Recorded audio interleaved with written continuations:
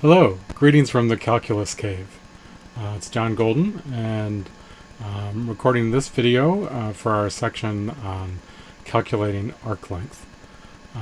So we had the setup that we can use the square root and the derivative to produce an arc length. And I have an example here, kind of our favorite basic curve, the standard parabola, y equals x squared. And then the formula was the square root of 1 plus the derivative squared dx, and then we calculated it's a definite integral from the beginning of our curve, the beginning x value, to the end x value. This Desmo sketch I have set up will be linked on the course page to go from A to B, and we can change what those values are. No, I'd like to stay.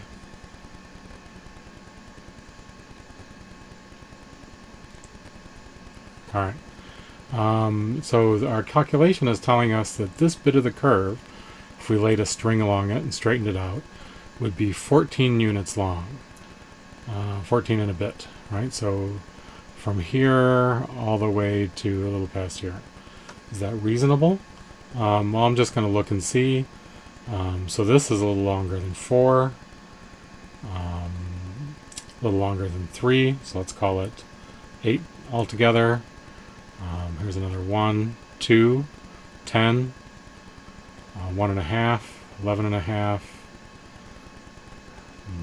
12.5, 13.5, 14, 15. So just eyeballing it, this looks like a pretty good number. All right. And it's useful being able to calculate lengths of paths, but the function is actually what's limiting here. A lot of the interesting curves aren't functions. You know, they might go back on themselves, they might cross themselves, and those are kinds of things we can't do with functions. Functions only have one y value for every x value. Okay, but there's another way to draw curves that are much more interesting. It's known as parametric equations. And it still uses functions, but it's in a really clever way. So what you do is you make one function, and that's just going to be the x value. So by setting the x value to be equal to cosine, and the t is the parameter. So there is a little bit of vocabulary here I'll talk about later about parameter and variable. But here we can see as t increases, the x value is going back and forth between 1 and -1. So despite the way this graph looks, as t increases, right, if we're starting out at 0, x is 1, and the x value is going over this way, and then back, and this way, and then back. And it slows down a little bit as you get close to the 1s, right? The 1 and the -1, and then it stops, and then it starts going back, fastest rate of increase around where it crosses 0. And then we've got the y coordinate.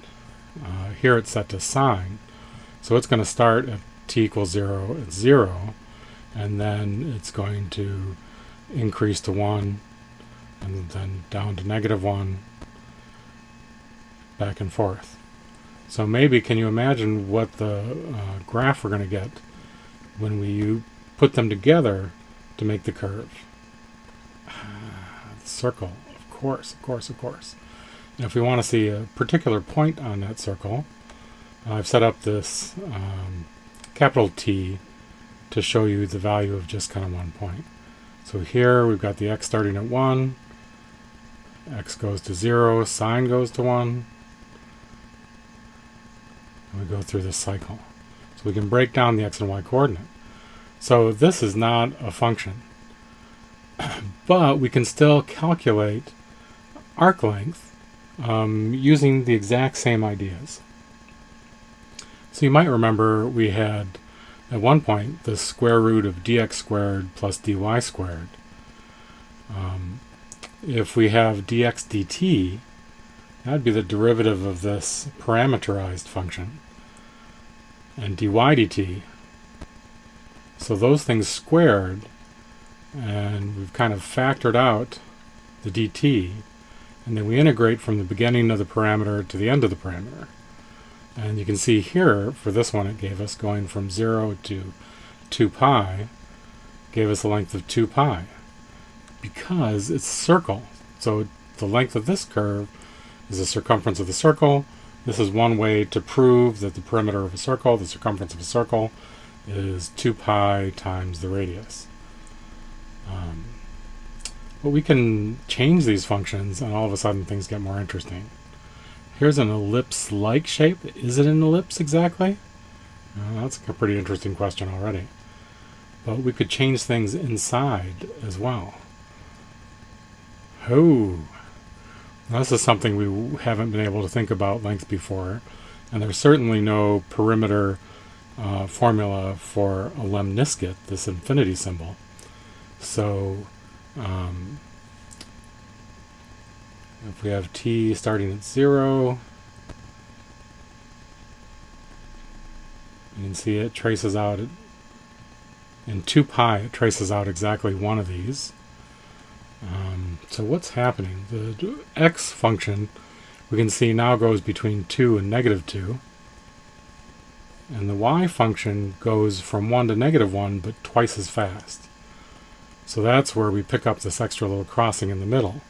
The y is going up and down twice in the same time that the x takes to go from one end and back.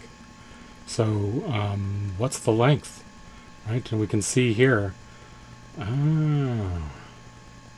over 12. So it's almost twice as long as what the circle was. That sort of makes sense. Okay, so part of the assignment today is going to be for you to play around with these. You can get some pretty interesting curves, right? So